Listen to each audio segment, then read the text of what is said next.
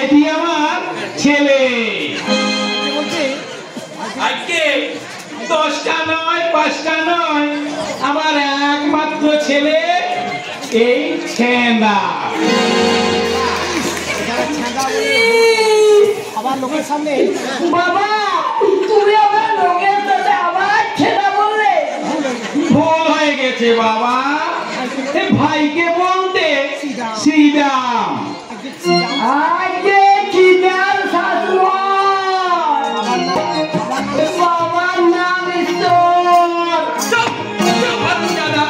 আমি বেঁচে থাকতে ঈশ্বর ভাইকে বলতে?